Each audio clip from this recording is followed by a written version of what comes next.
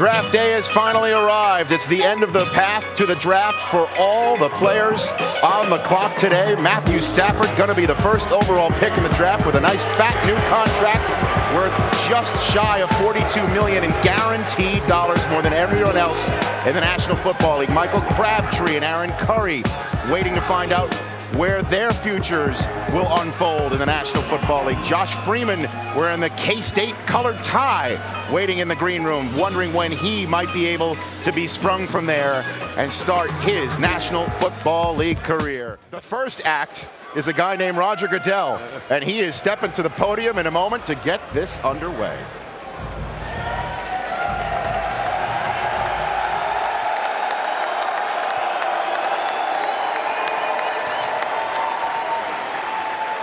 Okay, football fans, here we go.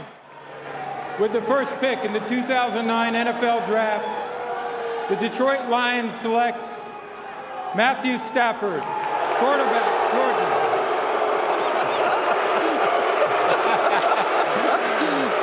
Welcome to the NFL, Matthew Stafford. Hugging his parents and the rest of his family. Right towards the commissioner wearing the Honolulu blue hat. He is a Detroit Lion.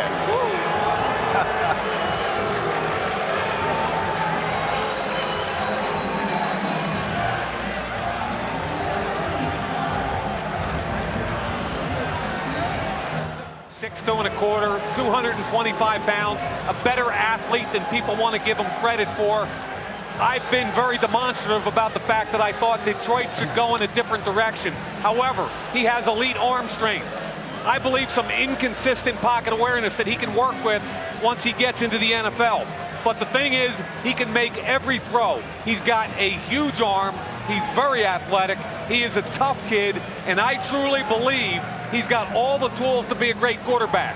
So, despite the fact that I thought they should have taken the safer pick, this kid has a chance to be a heck of a football player. Yeah, for 50 years, this organization has been looking for the next Bobby Lane, and how fitting is it for Matthew Stafford to come from Bobby Lane's high school, Highland Park in Dallas. They've got to surround this guy. He's got all the talent in the world, we know that, but now they've got to improve the rest of that football team to give that quarterback a chance. They do have the 20th overall pick in this first round as well to try and address something. And also the first pick, obviously the second. They have 5 of the first 84 picks, so an opportunity to become a better football team. One caveat, I'm not sure you throw him into the middle of the fray week 1 or not. And Rich, I know you feel strongly from a fan's point of view.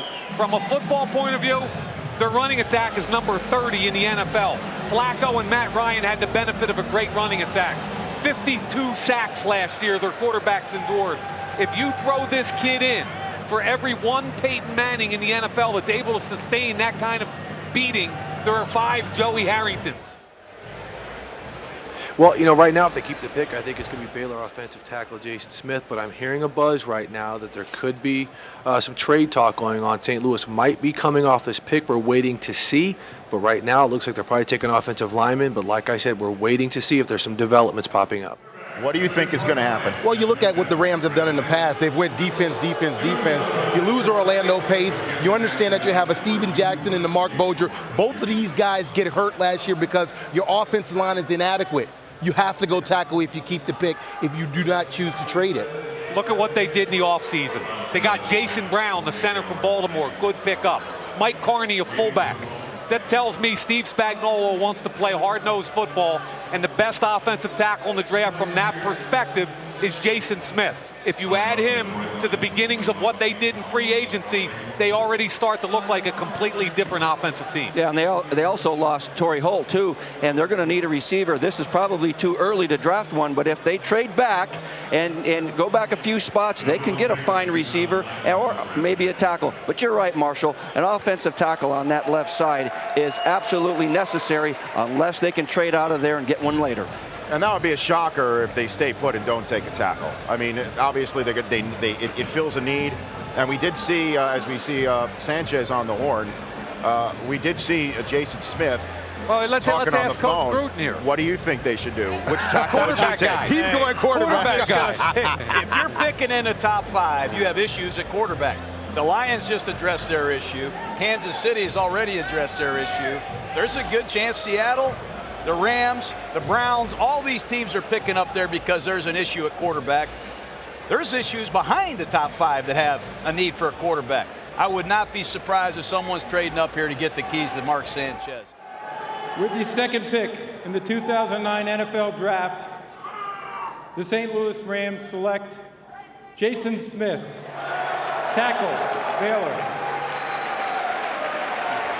And again, for those who are new to the draft, anytime you see a prospect on the phone, he's usually talking to a new coach or his agent. And if you're here at the draft, your agent's here with you. So it seems that he was talking to his new head coach, a very emotional young man, as you can see, moved to tears. You already know he has great athleticism. You've studied the tape at Baylor. He's going to have to transition from a guy that's been in a two-point stance most of the time to a guy that puts his hand down and come off the ball. But this guy right here gives your football team a physical identity, a mindset, and somebody I think that Steven Jackson will get excited about running behind. I really like this kid. Yeah, you get a fifth-year senior who's got some maturity to him. He's a very well-spoken kid, and I really like the fact he used to play tight end, so he can run. He's an athlete, and he's going to fill in. He's going to be a 320-pound man.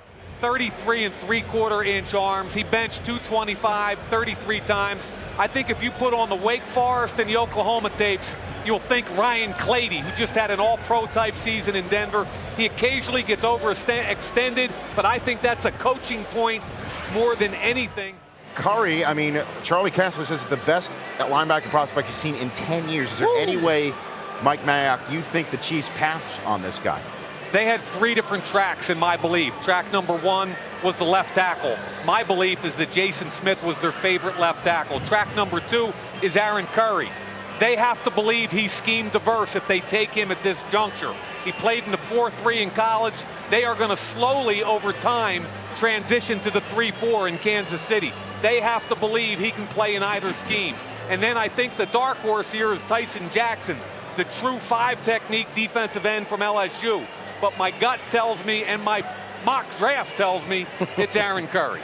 Well, you get a team that's 2-14, and last year they were one of the youngest teams in the National Football League for Herm Edwards. They have a lot of needs, and now they get rid of Tony Gonzalez, and all of a sudden they're going to have another need there at tight end, but they want to go young. They're making an organizational decision to be a young team and build it, so they're going to take the best player available probably, and all of their picks. This is the only pick that they have today. And he understands what New England did. When they got Richard Seymour, the dynamic of their defense changes. Tyson Jackson, that kind of player, that's a big question. Curry, I mean, you get a guy that has a skill set like none other.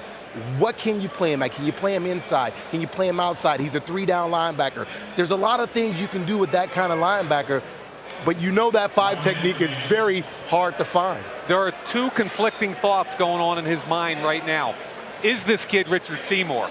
Because you got to believe he is if you're going that high with a 5 technique who you can find down the road in the draft and train, okay? And then number 2, you got to believe that Curry can play in both schemes. And he's a 4-3 Sam by training, and that's what I think he's best at. Clancy Pendergast, the new defensive coordinator, is a multi-front scheme guy. I believe he's going to have to play some remnants of the 4-3, but they have to believe he can either play inside in the 34 or offers enough edge rush to play in the outside in the true 34.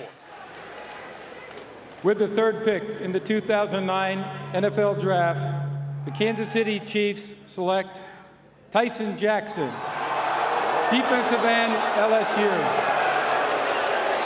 Man, the Seahawks are Tyson Jackson played in the 4-man front, but will play in the 3-man front. He's 6'4" and 296.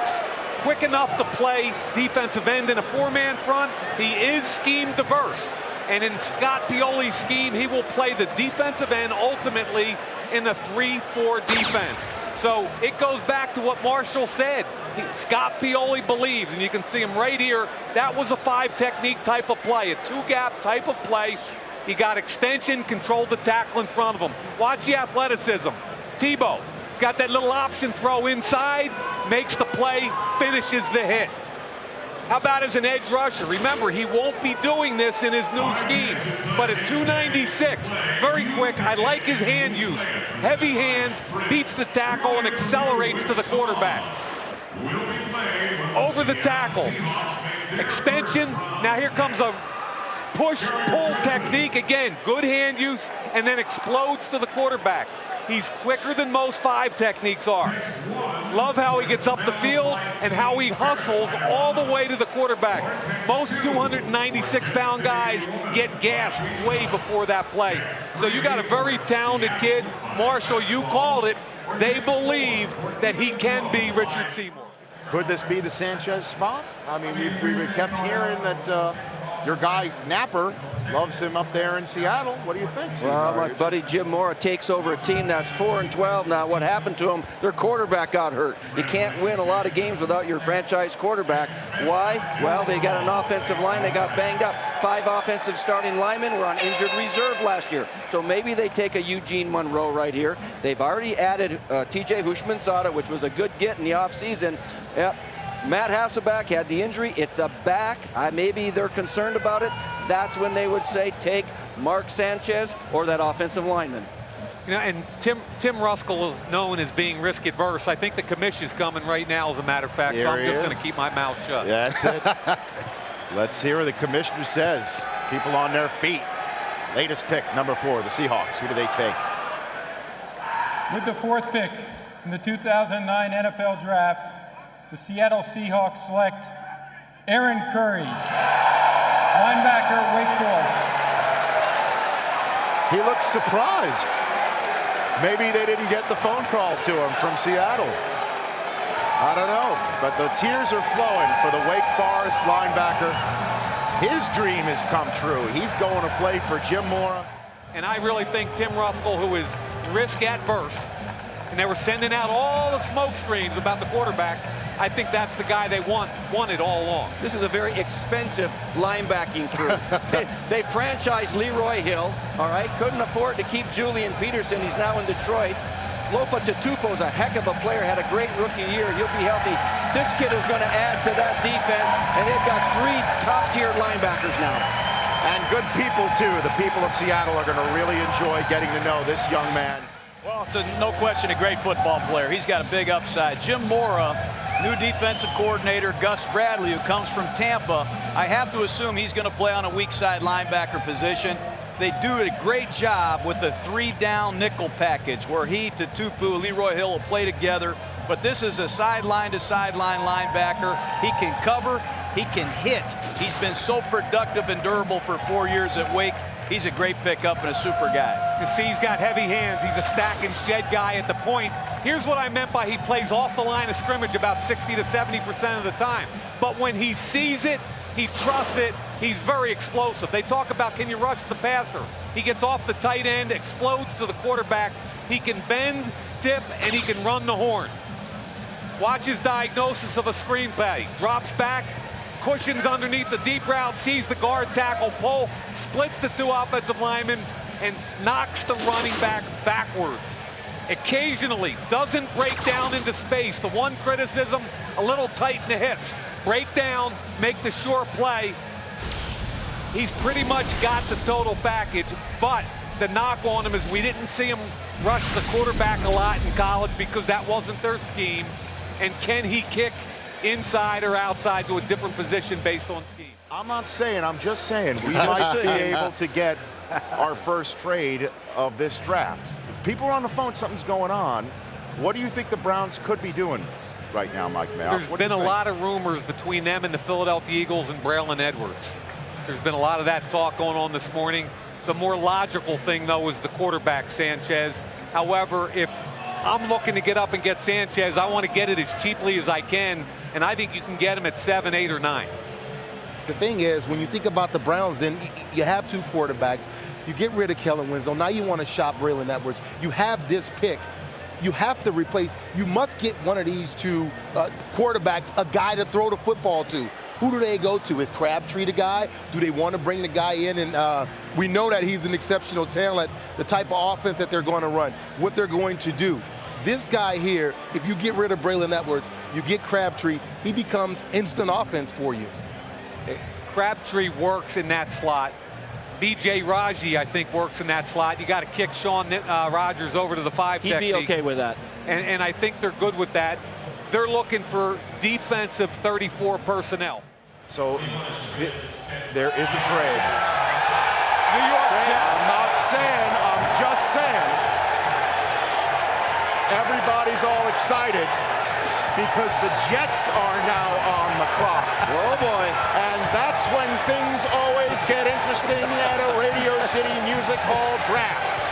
When the Jets are on the clock, and by getting on the clock with a shocking trade, who do you think they have made this trade for? Is it Sanchez sitting in Los Angeles? Is it Crabtree sitting in the green room? I turn to you, Mike Mayock. You tell me what's up as Eric Mangini makes a trade with the Jets. I think the only way you can make this trade and give away what they're about to give away is for the quarterback. It's got to be Mark Sanchez. Coach? I agree. I tell you, the only people that know about Sanchez is excited in his home. It's a big move. He was in New York last night and flew home. It appears he's about to get a return flight to New York in a hurry. Perhaps Air Johnson is about to go. The former Jet intern about to make the announcement. Okay, Jet fans. Cleveland traded the 5th pick to the New York Jets. And with the 5th pick in the 2009 NFL Draft, the New York Jets select Mark Sanchez, quarterback, USC.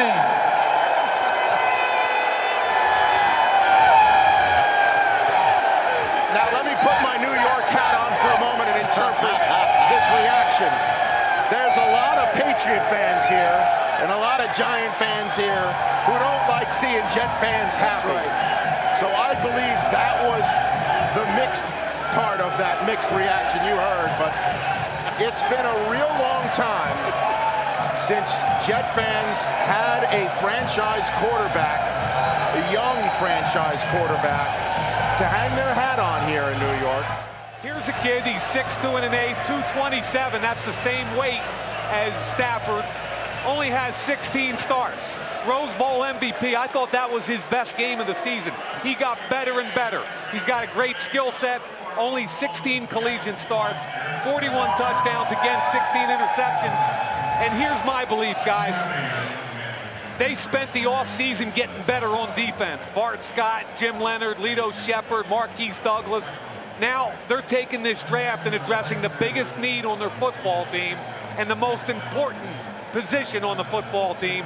We don't know yet what they gave up to get here, but I'm pretty much willing to bet ultimately it's going to be worth it. Well, I've got the draft information, the trade information right here. The Cleveland Browns get Kenyon Coleman, Brett Ratliff, the quarterback, and Abram Elam, who is somebody that Mangini brought in and really succeeded in the secondary for the Jets last year.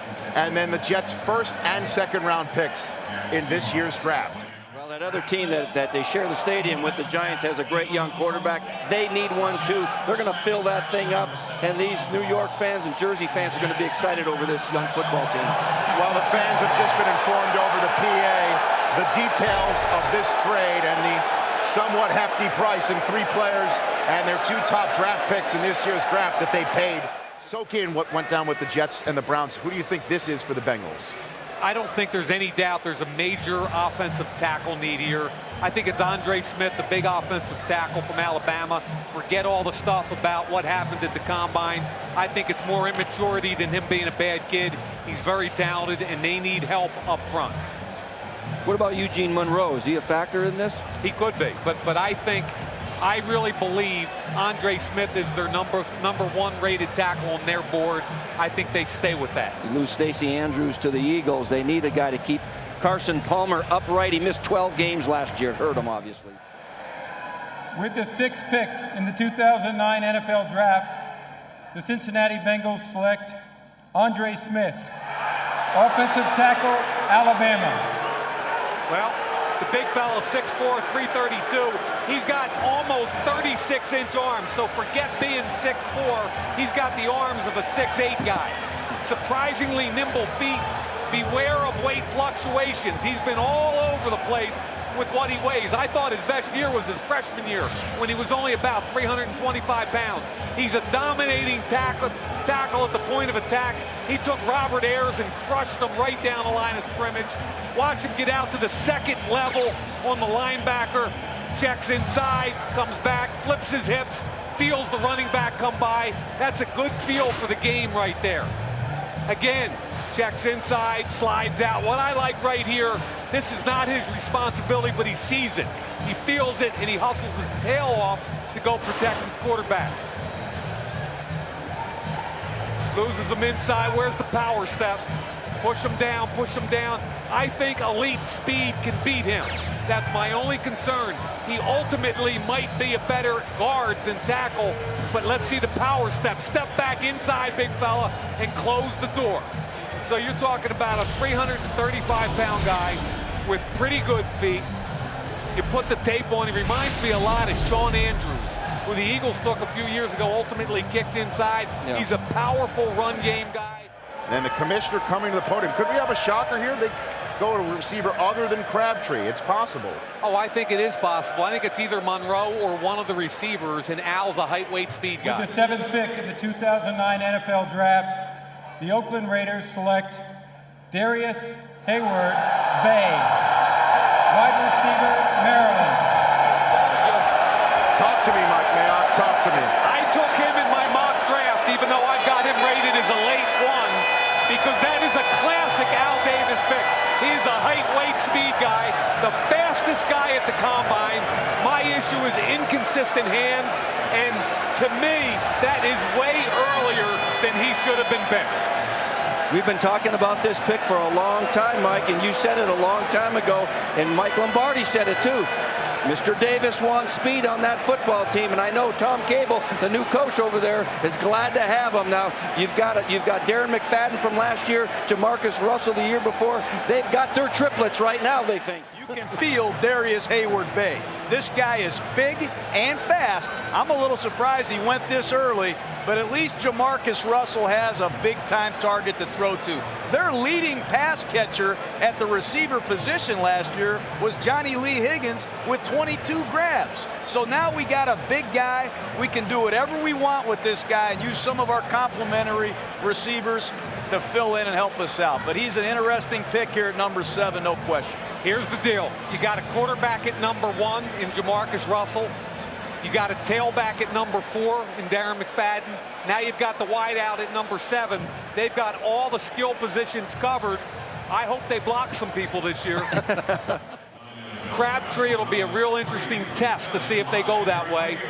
They can use a left tackle. They signed Trey Thomas, but he's a 1 or 2 year stopgap measure. I still think they're trying to trade out as we speak right now. But who would trade Michael Crabtree. So other teams would be interested in trading up and getting Crabtree? I think other teams would be interested. Crabtree at 8 is really good value. Which teams are calling them? You knew I'd ask you that question. I did, and I'm thinking it through. Would the Eagles be calling? The Giants be calling? Would Titans be calling? Those teams that want to. Yeah, they're all the teams. That's a lot. That's a lot. Yeah, that's the problem. Is they're far away. If they keep the pick, I think it's the tackle Monroe. If they trade, somebody's coming up for Crabtree. With the 8th pick in the 2009 NFL Draft, the Jacksonville Jaguars select Eugene Monroe, offensive tackle, Virginia.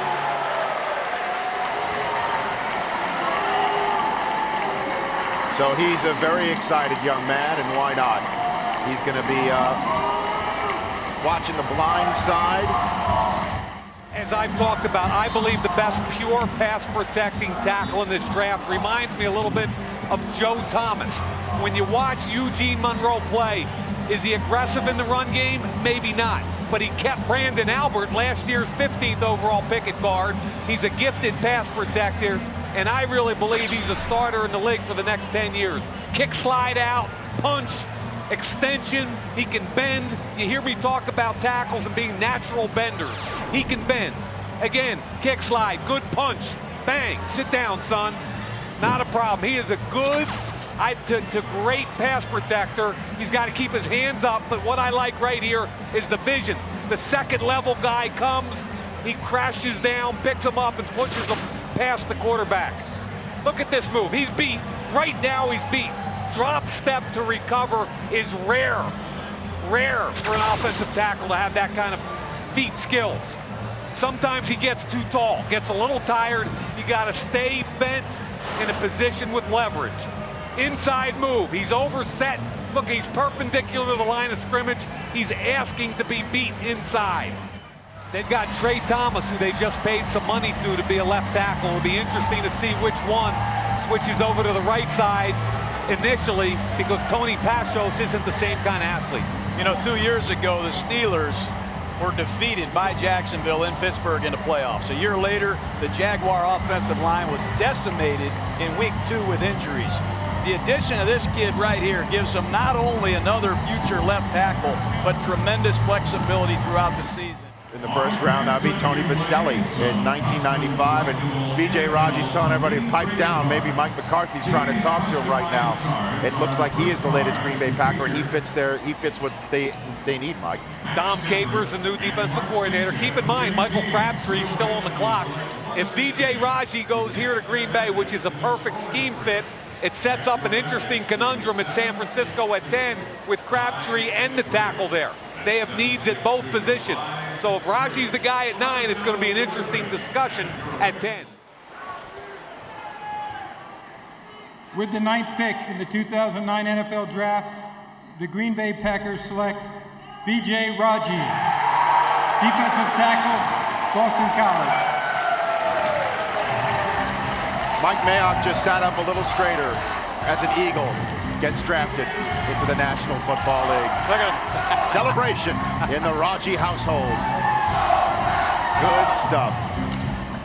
B.J. Raji completely changes the focus of that man. They go from a 4-man front to a 3-man front, and that 3-man front is probably Cullen Jenkins, Ryan Pickett, and Justin Harrell. With the 10th pick in the 2009 NFL Draft, the San Francisco 49ers select Michael Crabtree, wide receiver, Texas Tech.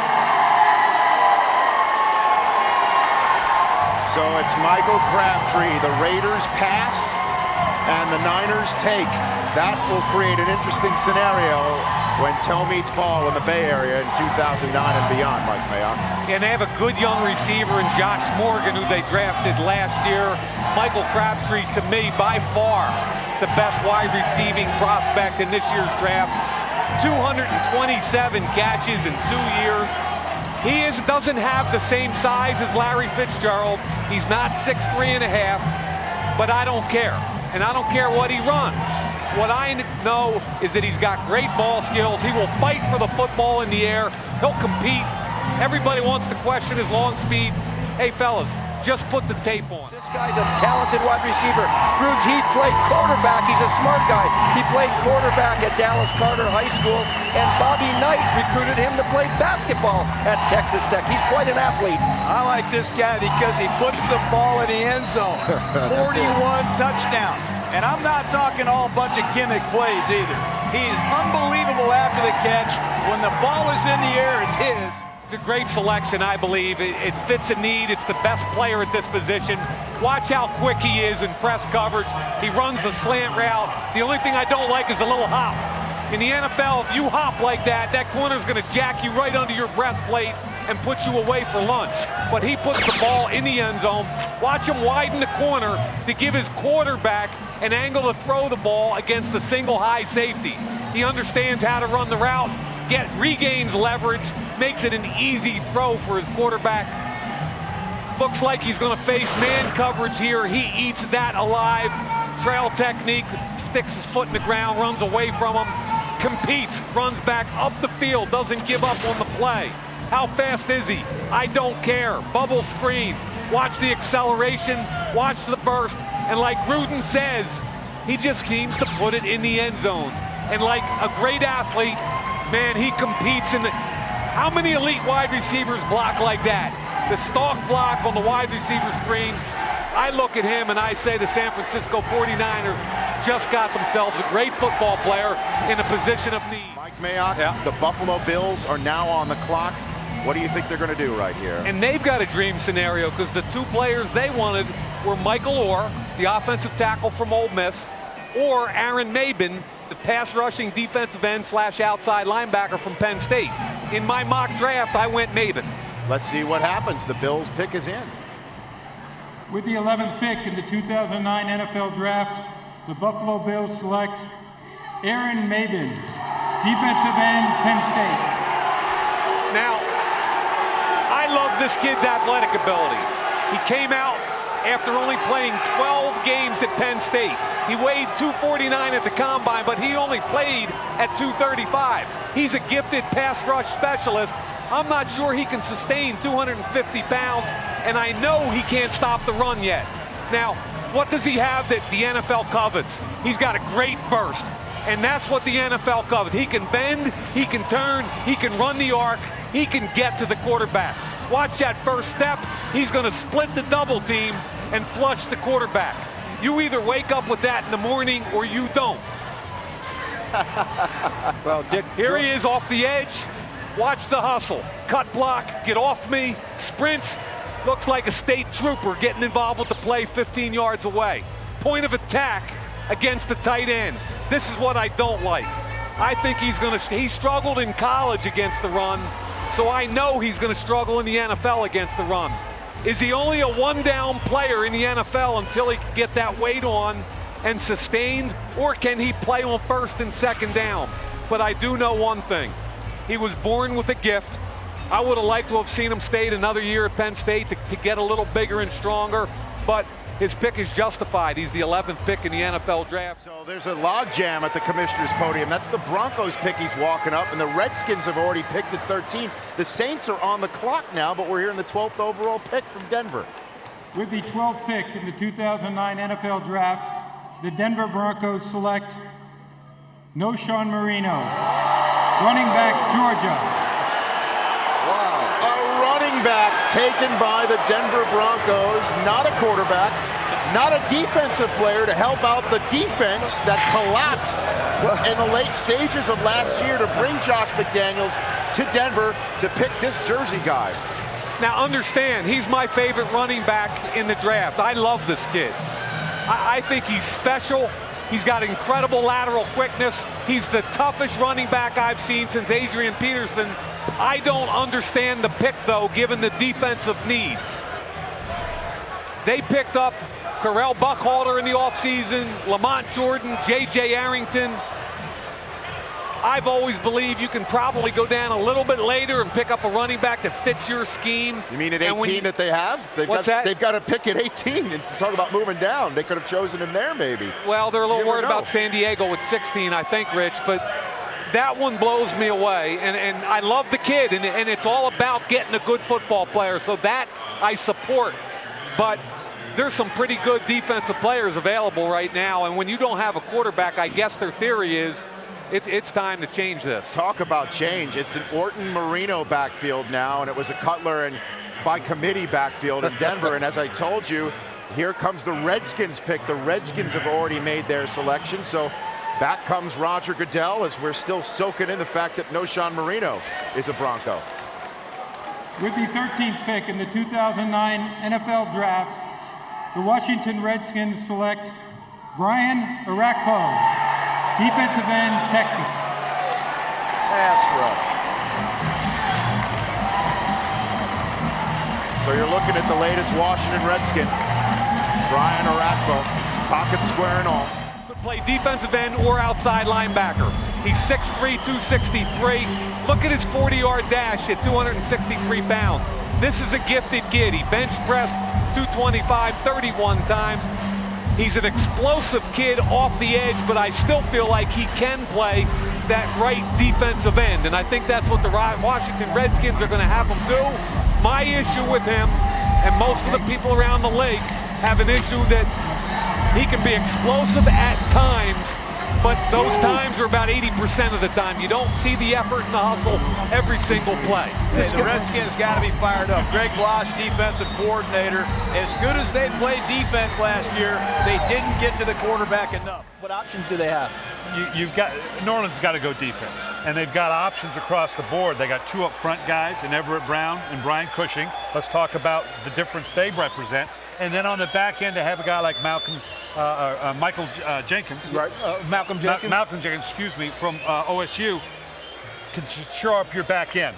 Tell me about those guys. Yeah, I know one thing though. They do like offense. And the guy that I'm thinking about is Beanie Wells. I agree with you. They need to go defense.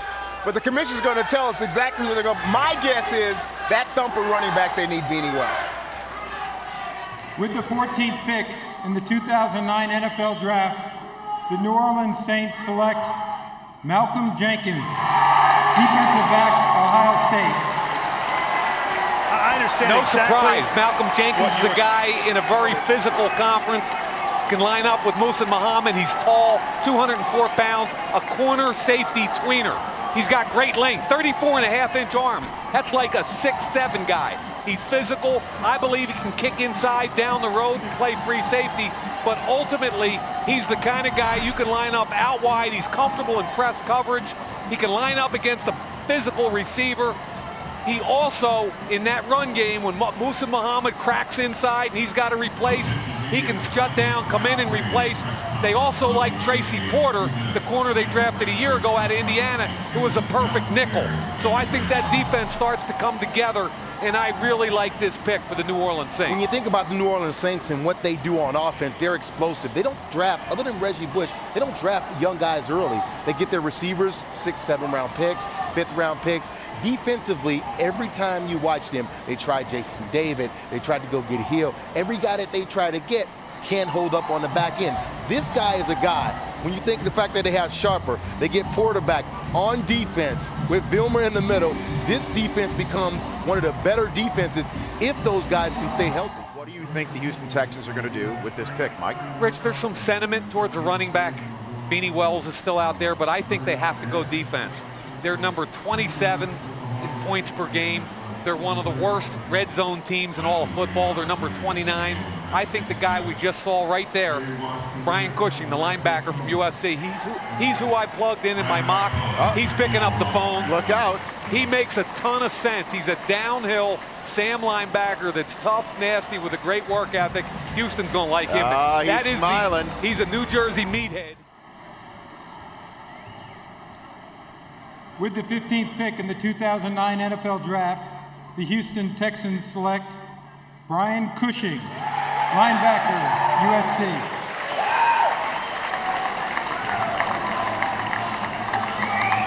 So we've been following his path to the draft on NFL Network behind the scenes for weeks, and it now ends with the Jersey kid. Runs a sub 4.7, lives in the weight room, great work ethic. I was at about 4 USC practices this year. I love his attitude. I love his passion for the game of football. He's the first guy in every line at USC. He's the first guy in line at the Senior Bowl. He's a guy that I believe, just because of his work ethic and passion for the game, will be a real good football player. Kyle Shanahan and Gary Kubiak, if they can get this defense going, they could be a player in the AFC. I believe that. D'Amico Ryans, Brian Cushing, you think of Mario Williams, Amobi Okoye, they have some guys on defense now, Dante Robinson. They have some guys to where you start to look at the Colts, and everybody said last year the Colts get a little older on offense, that defensively they can cause some havoc for the Colts. What he's going to see in the end, look him dip and turn. I love that, shows me the athletic ability and the explosion off the edge. Now here's Woodley at the NFL, setting the edge, forcing the ball back inside where people can make a play. Watch Larry English at Northern Illinois, setting the edge against an offensive tackle. He's tougher than people think. He plays with leverage, great arm extension, forces the ball back inside, gets a piece of the tackle. Now watch him drop. He's going to have to work a little bit on the drop. He has no idea that we're running a little deep route behind him on the wheel route. That's not him anyway. But watch the hustle. The more tape I put on this kid, the more I love this kid. Not only can he run the horn, he's tough, He loves the game of football. He's clean off the field, and he's a perfect scheme fit for what the Chargers do. The Chargers are good. The people are going to beat him up, thinking it's too early for Larry English. He can play football. Yeah, A.J. Smith knows what he's doing now. The Chargers might be the most talented team in the National Football League, and they're playing now in a division. Norv Turner's the senior member of the coaching staff. All the other guys are rookie coaches. They're going to get Sean Marabin back on one side. They're going to have Larry English on the other side. They didn't have that last year. Just think how much pressure they're going to put on quarterbacks in that division. Talk to me here. Well, obviously they want to collect some picks, and there's no defensive player at this point to take. Now, Jeremy Maclin, that would make some sense here, because if you're trying to trade Edwards, you got a receiver. You're going to need a receiver. But I tell you what, little thing about that trade, this is just a hunch. You get Ratliff at quarterback. Does that mean that gives you some leverage in your mind with a young quarterback you like to trade one of those other two quarterbacks down the line? That's something a good to question. That is something to think about with Brady Quinn and Derek Anderson there. If you got Brett Ratliff in the mix now, as somebody that Mangini knows, maybe that does make either Anderson or Brady Quinn expendable, something to look for, as the Buccaneers have just again moved up just 2 spots in the draft. Hey, don't ask me what they're doing. I don't know. They just signed Leftwich. They got Greasy. They got Josh. They got McCown, and they might want to take Josh Freeman. I mean, he played for Raheem Morris at Kansas State. Don't second guess Freeman's talent. He's got big time talent, charismatic kid. I wouldn't be shocked. And it wasn't too much the Bucs had to give up to get up 2 spots. It's just their 6th round pick, 191st overall, that Tampa spent to move up 2 spots in the first round to take apparently somebody that they really, really like. You know what? I mean, the way I look at this, they moved up 2 slots. I don't think, unless they thought the Broncos were going to take Josh Freeman at 18, to me, they've got a need at corner also. They got Aqib Talib a year ago. They matched this kid up and put Rondé Barber in the nickel, coach. That makes some sense. We talked about that earlier, didn't we? Yeah, but you just traded up 2 spots. But you got to think that the guy in head of you is doing something, right? With the 17th pick in the 2009 NFL Draft, the Tampa Bay Buccaneers select Josh Freeman, quarterback. Kansas State. That's a surprise. Yeah, you know. Brutes, they finally get a. Hey, I wish I was in that war room to congratulate all of them. That's a good football team. There's only 7 teams in the NFL that have had back-to-back winning seasons, and this young man is joining one of them. They got an outstanding offensive line. From left tackle to right tackle, they have some skilled people. And this is obviously a guy Raheem Morris knows better than all of us. He coached him at Kansas State. This is a 6'5" quarterback. Happy for Tampa Bay. 3 years ago, I did the Houston to Texas Bowl, where Kansas State played Rice. Raheem Morris was the defensive back coach. I couldn't believe the talent that this freshman quarterback brought to the table. I've seen almost every one of his game tapes since then. The only thing he needs to do, I believe, is to speed up his entire process. That means processing information more quickly and making his decision and getting rid of the football. And also his delivery. Speed it up. I thought the same thing about Joe Flacco a year ago. I didn't think Joe Flacco was ready to play as a rookie. Neither did John Harbaugh. But they got forced into it, and the kid did pretty well. This young man has a great work ethic. He's smart. And folks, let me tell you something. He can make every throw. Off the clock, they've made their pick. They're about to complete their first-round double dip in team history. They've never had 2 first-round picks in the same draft. They chose Noshawn Marino at 12, and now in the Cutler spot, the Bears' former first-round pick, the pick that Denver got in the Jay Cutler trade. The Broncos' selection is in. What do you think it will be now that Freeman is off the board, Mike? Freeman off the board. They already surprised us with the running back at number 12. I think it's got to be front 7. They've got that 3-4 front. They've got 3 guys that they drafted in 07. Jarvis Moss, Tim Crowder, and Marcus Thomas, who are all backups, but they were first-round, second-round, and fourth-round picks. They've got to upgrade what they're doing on that defense. So Ray Maluga, who's not off the board yet, makes some sense. I don't think Clay Matthews yet.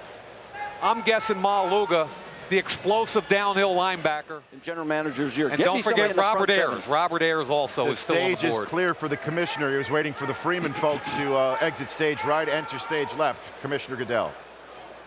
With the 18th pick in the 2009 NFL Draft, the Denver Broncos select Robert Ayers, defensive end, Tennessee. You snuck that one in right at the closing bell, Mike. I was looking at my 3-4 personnel, and this is my favorite defensive player in this draft. 6'3", 272, a little bit of a one-year wonder, which caused me concern. But he's got tremendous scheme versatility, can play in a 4-man front or a 3. The one-year wonder thing bothered some teams, but he's so explosive. He's tough against the run.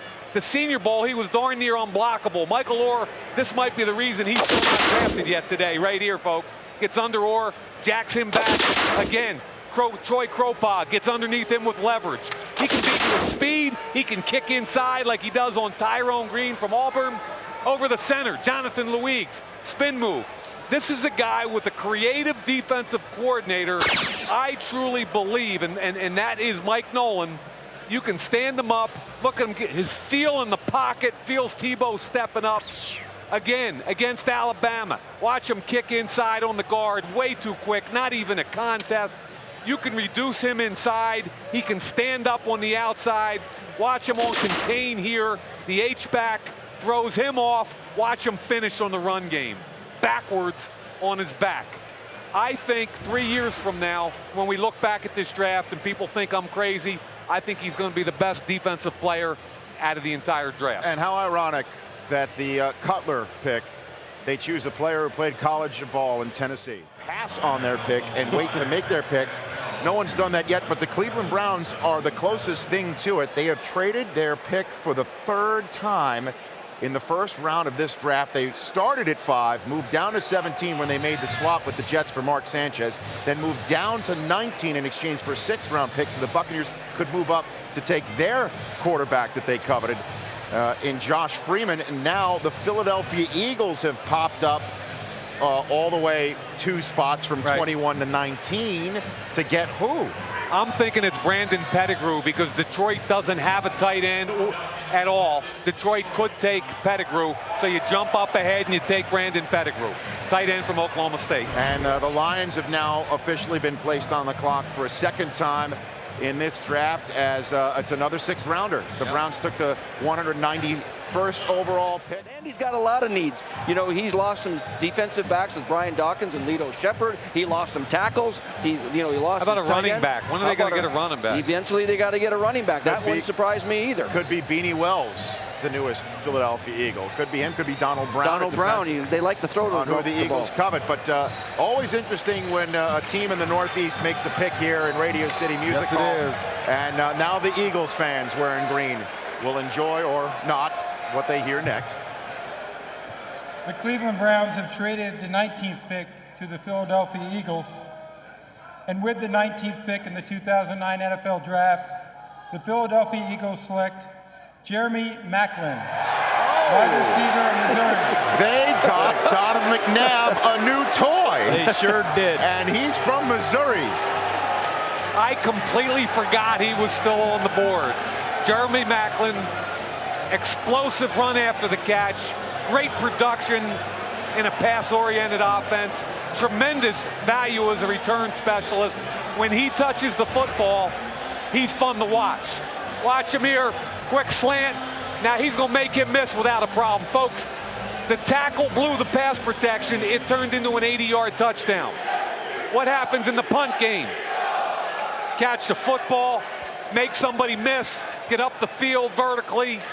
He's exciting with the football in his hand. Tom Heckert, Andy Reid getting it a little bit aggressive for a 6th-round pick. They move up 2 slots. They get the wide receiver that most people had either number 2 or number 3 in the draft behind Crabtree and potentially Harvin.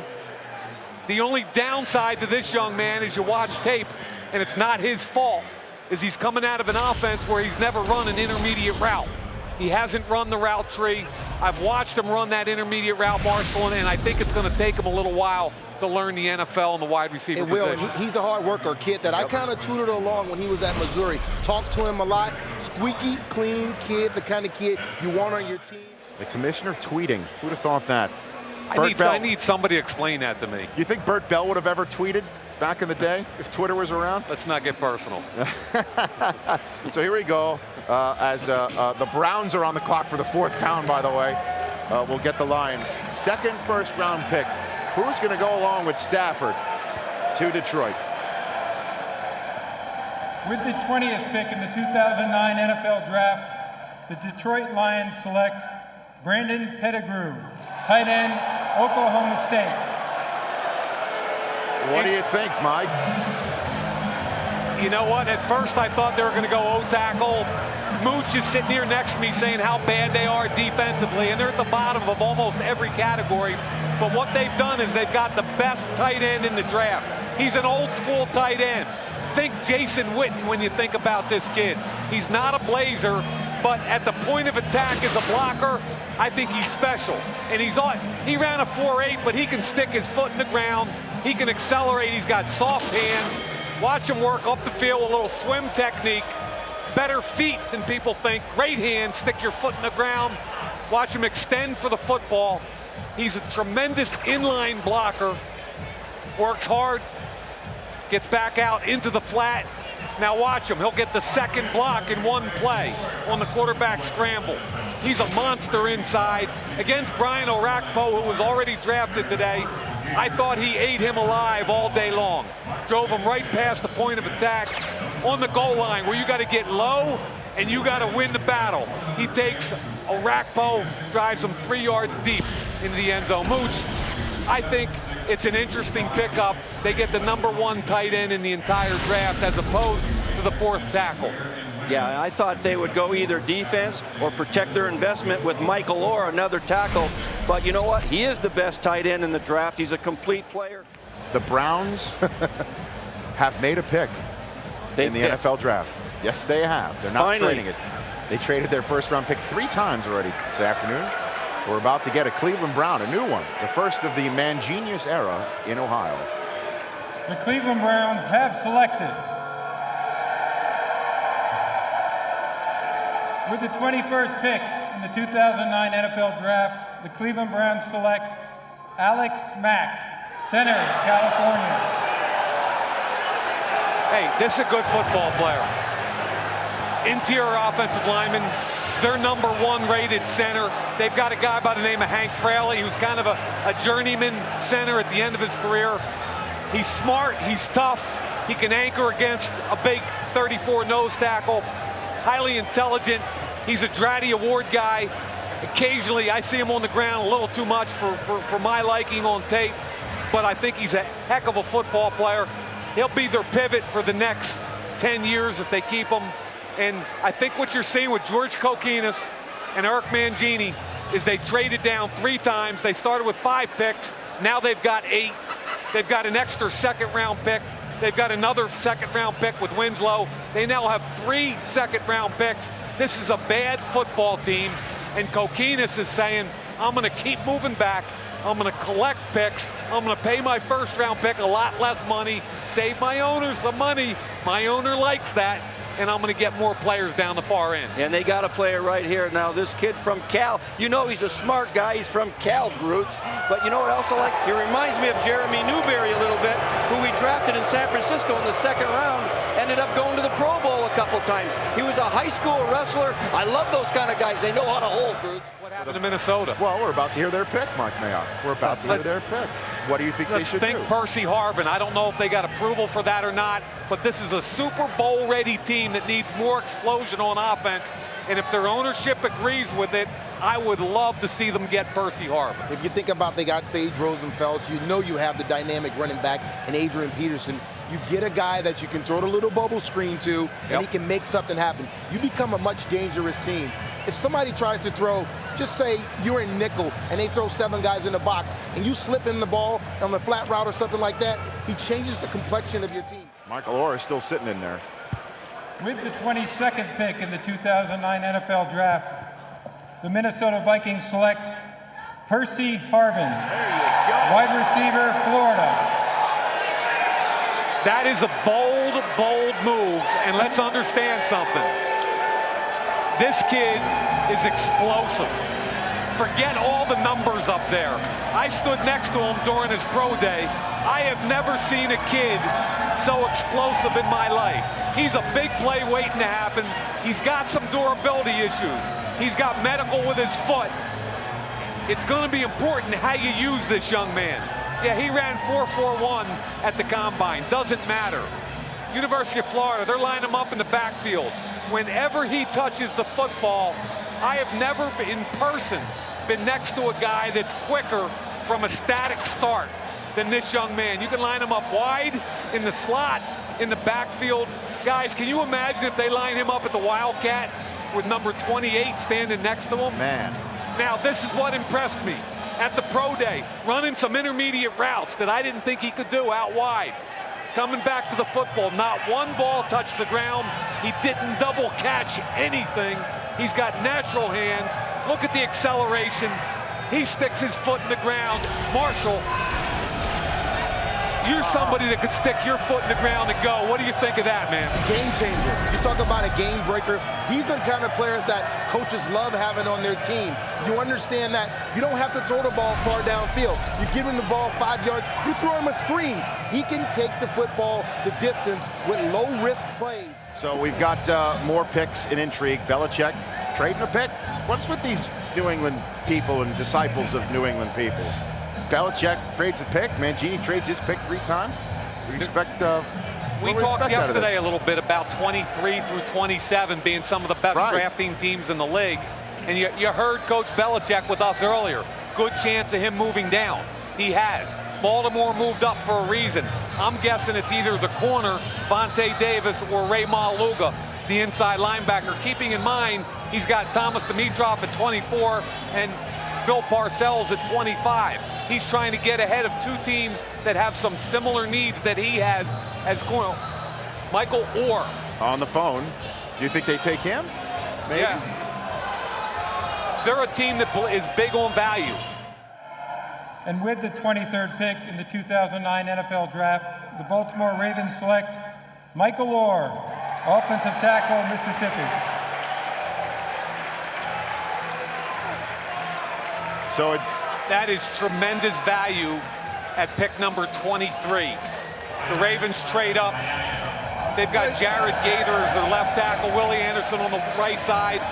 I think he can play right tackle in the NFL. He's a top 10 pick physically. The knock on him has been inconsistency during a game. Some busted assignments, whether or not he's a rep guy.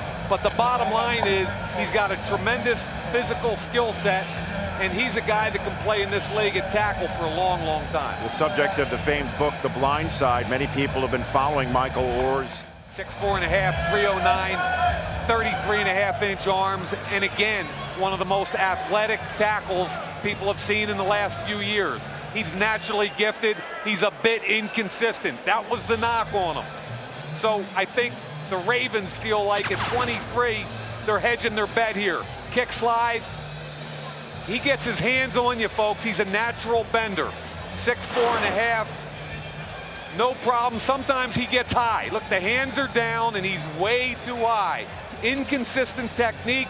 He gets bull rushed. He's too strong to let that happen. Hands are down. You got to get the hands up and deliver a punch. Don't be sitting there and waiting.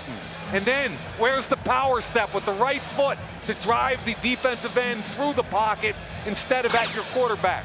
So you're seeing some inconsistent technique, but look at him hustle on the backside. Good job to get across the face of the defensive end. Now, here's what I see too much. Simple X stunt with a second-level defender, completely unaware, reacts too late, his quarterback gets jacked. Party to exit the stage. Here's the Falcons pick.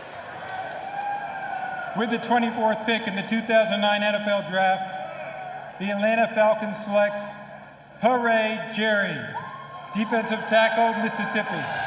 Boy, is that a good pick. I think he's a top 10 or 12 talent as far as a football player in this draft.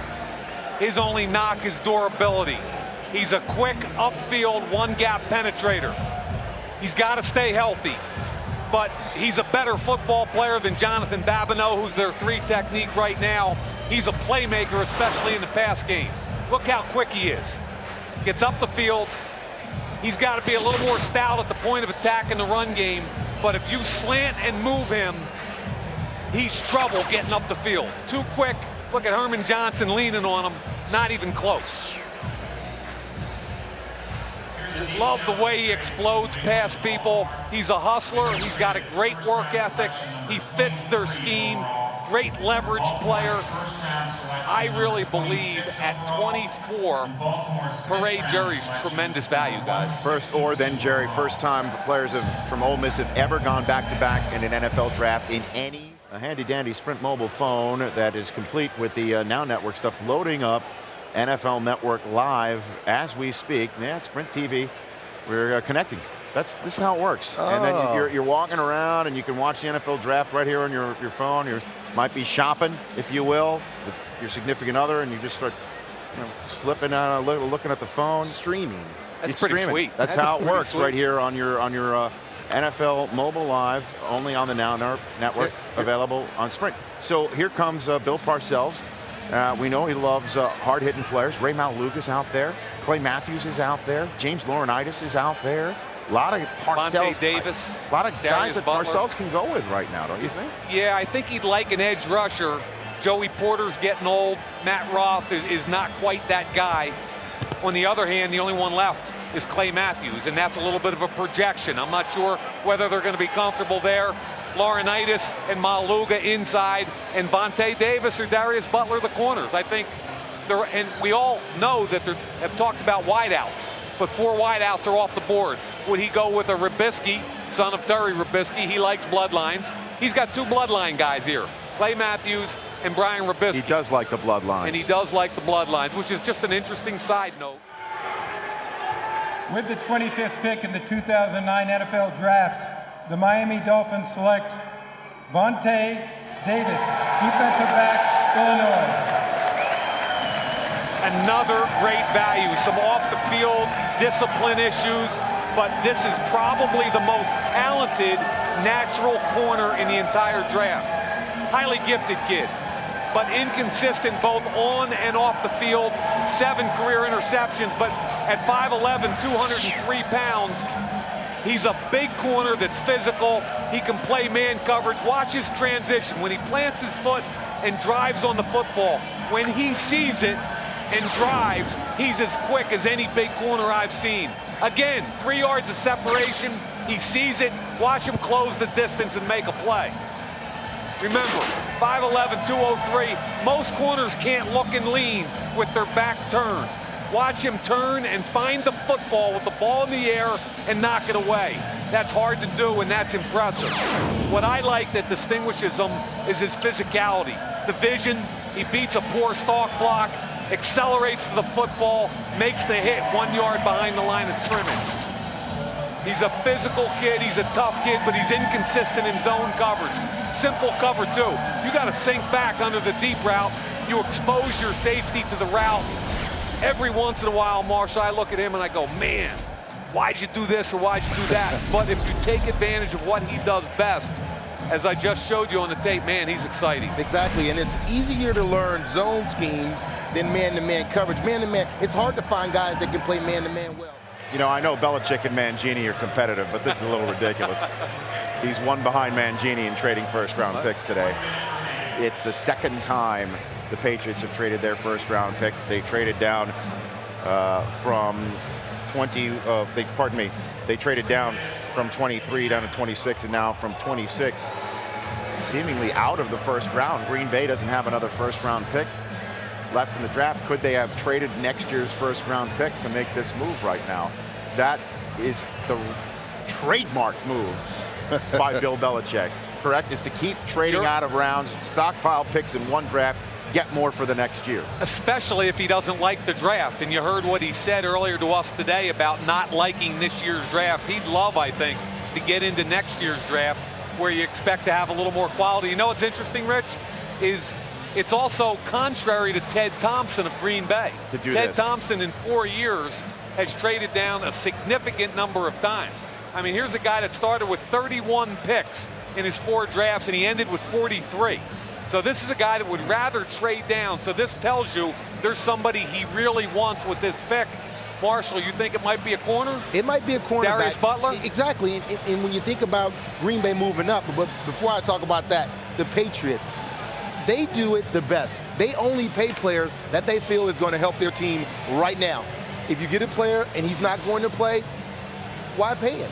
Why give him all the upfront money if you're going to bring a guy along? But a corner for Green Bay would be perfect right now for if you think about the guys that they have and how much older they are. Getting a young corner would really help. Well, here's the pick right now, Green Bay's pick. Maybe they trade their second-round pick, number 41 overall, to New England. That would give New England 4 of those. Let's see the pick. The New England Patriots have traded the 26th pick in the draft to the Green Bay Packers. With the 26th pick in the 2009 draft, the Green Bay Packers select Clay Matthews, linebacker, Southern California.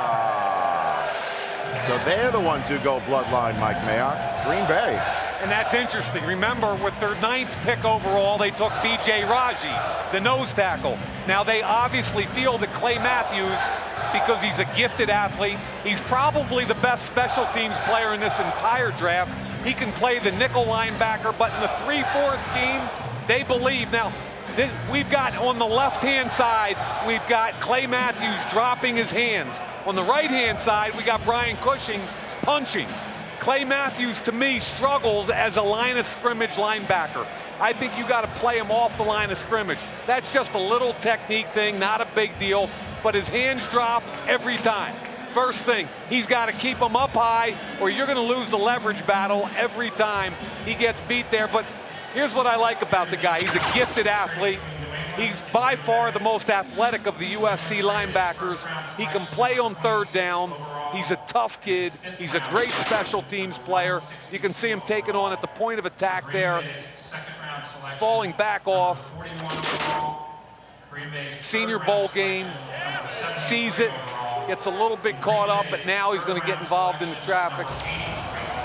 So Green Bay, as you can see in the Sprint War Room, very pleased with this move, but they gave up their second-round pick this year, number 41 overall, and their 2 threes, 73 and 83, to New England, who gave them the right to take this pick and then sent a 5th-round pick back to Green Bay.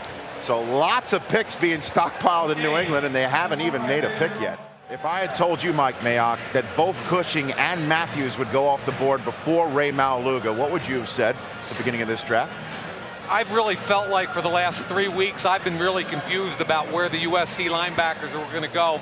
There's been some concern, number one, about Brian Cushing. Was he a 3-down linebacker? And the same concern with Maualuga. With the 27th pick in the 2009 NFL Draft, the Indianapolis Colts select Donald Brown, running back, Connecticut. Donald Brown, the running back from Connecticut. They had Laurinaitis on the board, Ziggy Hood on the board. They go offense. What a surprise with the Indianapolis Colts. Donald Brown, great quickness. He makes people miss. I think he's got to learn to be a little more patient. I think Marshall knows that when you're a young running back, Marshall, a lot of times you press up too quickly on your offensive lineman.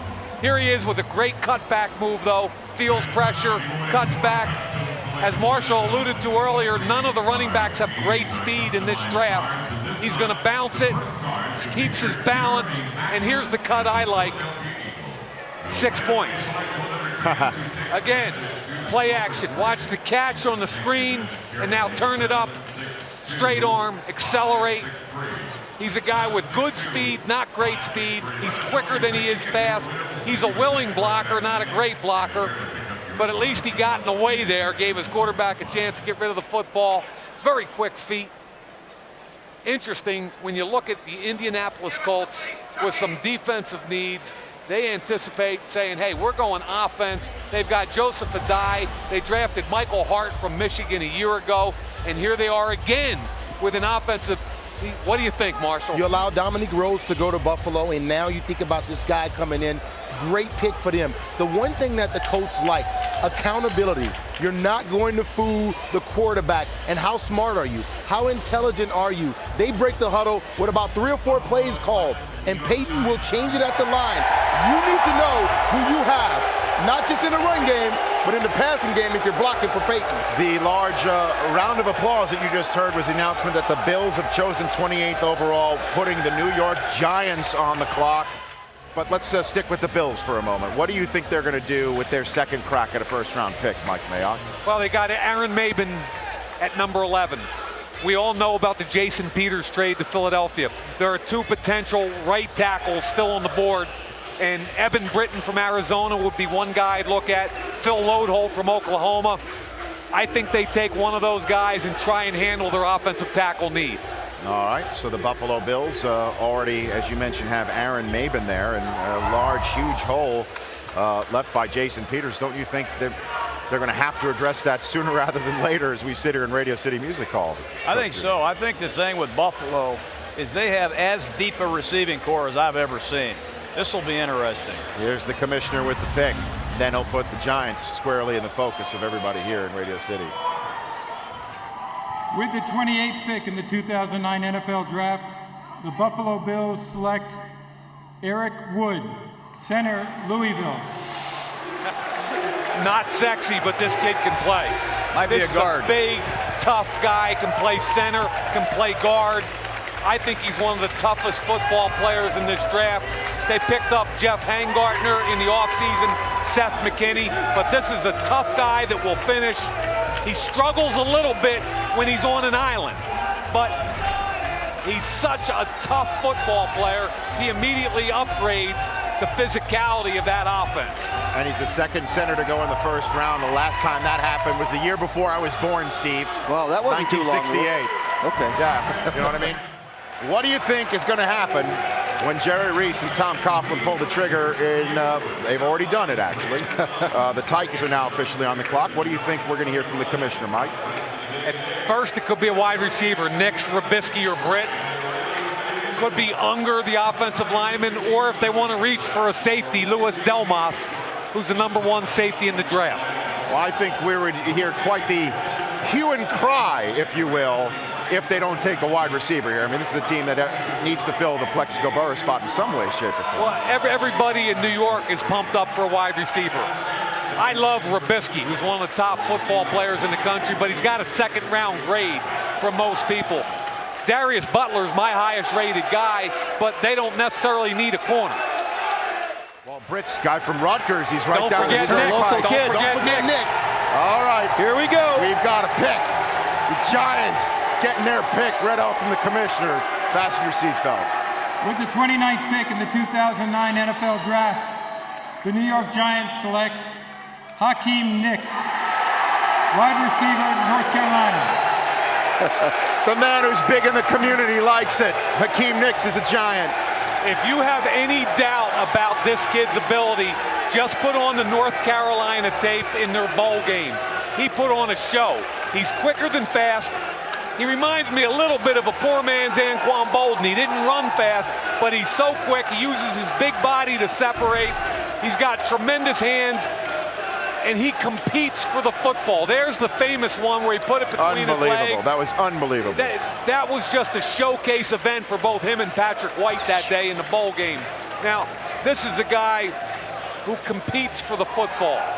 Watch him stick his foot in the ground, get the corner turned, he gets his hips turned, comes out of the break, makes the catch, stays up, fights all the way to the end zone, doesn't get tackled. He is stronger than people think. Stems up there on the corner, over the top, double team. Now who's going to go get the football? Stays with it all the way, fights for the football, continues to fight, gets the ball into the end zone. Hakeem Nicks has some off-the-field issues where people say, is he a hard worker? Does he show up every day? I talked to Butch Davis, the head coach at North Carolina, who used to work for this network, and Butch swears by this kid. Work ethic, toughness. That's a good football player, guys. And you got Steve Smith probably in the starting role now, and Hakeem Nicks. Well, their need has always been wide receiver, and they're really in a good position. They had to be concerned based on what was supposed to happen, who was going to be available. But they're sitting there with the Kenny Britt, Mike Mayock's already talked about Trubisky a great deal. So they've got two pretty good choices right there if they want to stay with the wide receiver. Also an outside linebacker, one of the linebackers. They can go inside with Malaluga. I don't know that anybody thought Malaluga was going to fall this fall. Exactly. And then and you got James Laurinaitis coming out of Ohio State. I think someone that was maybe over-scrutinized. Right. They've got some good choices right now. But I think also you can look at that front seven. When you think about losing the most disruptive player, I think in the National Football League, and Albert Haynesworth last season when he was healthy, I think you lose him, you possibly might want to go defensive tackle. Javon Kearse getting a little long in the tooth. Everett Brown, he's still on the board. Do you want to go with the freak, maybe part two? Michael Johnson from Georgia Tech, he's got that athleticism, that great athletic body, but as Mike Mayock has pointed out so many times, he's been inconsistent on film. With the 30th pick in the 2009 NFL Draft, the Tennessee Titans select Kenny Britt, wide receiver, Rutgers. Now, the only surprise here, you already articulated, Coach Bill, wide receivers in need. But the only surprise is the Titans in recent years had only taken one receiver in the first round. But now you got an opportunity. A Kenny Britt slides down, a terrific player from Rutgers. What do you think? Well, I think it's a great pickup. This is one of the more physical of the receiver group. When you get to this level of the receivers, whether it's Akeem Nicks, Kenny Britt, Brian Trubisky, they all have a little something that makes them special, and there's a little something that people question. With Hakeem Nicks, it was how fast is he? Is that going to make a difference? With Terry Trubisky, very polished, or is that the total upside? Kenny Britt is that balance of great physical skills and may still have a big upside. So I think it's a great pick for Tennessee. A few things are becoming obvious. I think nobody thought it was market value to cough up a 1 for Bolden or a 1 for Braylon Edwards. Certainly not in this year's draft. Maybe we'll see somebody cough up a 2 for one of those guys in the next hour or so, but right now the Cardinals are on the clock. Mike, do you think this is a Beanie Wells pick right now? The Cardinals need a running back, I imagine. They do, but I think Marshall made a good point in the break, which was they've already got that big thumper in their backfield in Hightower. I think a guy they do like is Darius Butler, the corner from UConn.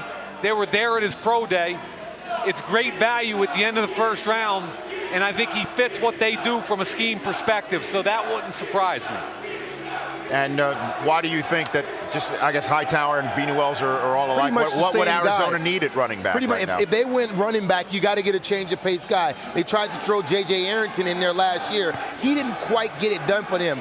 Shady McCoy, a guy that explosive. You put the ball in his hands, he can make plays. He also has the capability of running in between the tackles. He understands seeing color scheme, knowing how to read block. With the 31st pick in the 2009 NFL Draft, the NFC champion Arizona Cardinals select Chris Wells, running back, Ohio State.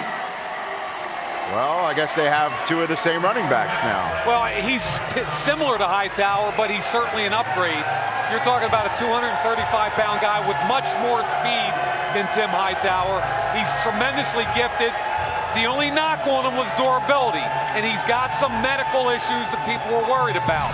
But when you talk about a guy this size that runs that fast, at the Ohio State Pro Day, he was in the 4.4s.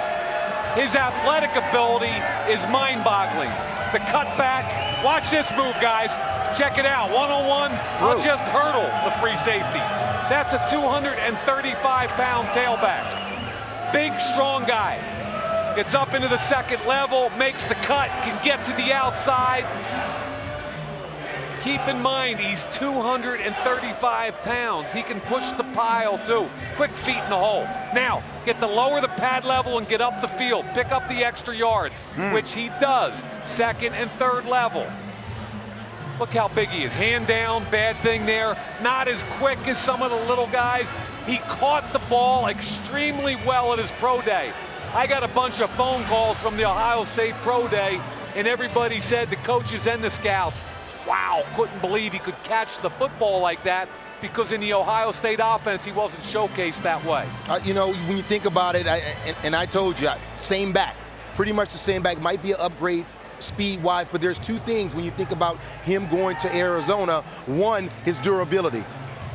Can he finish games when they need him to, and can he stay healthy? The other thing is, he's a high-volume run-the-ball guy. They are an offense that throws the football. How many touches is he really going to get? and can he get it going with just, say, maybe 15 carries? What do you think the Steelers are going to do? I know you were talking pre-draft that they were going to go with a center, but 2 of those guys have been taken off the board. 2 of them are gone. Max Unger from Oregon is still there. He can play 4 positions. Ziggy Hood from Missouri. Some people think he can play that 5 technique in the 3-4.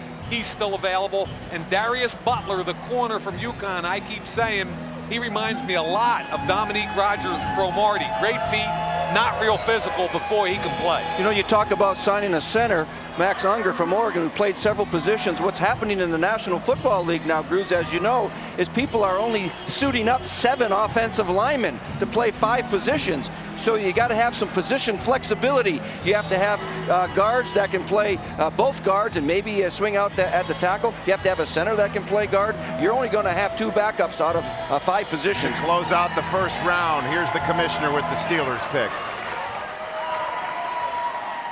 With the 32nd pick in the 2009 NFL Draft, the Pittsburgh Steelers, World Champion Super Bowls champion, select Evander Hood, defensive tackle, Missouri. Good value at 32, Ziggy Hood from the University of Missouri.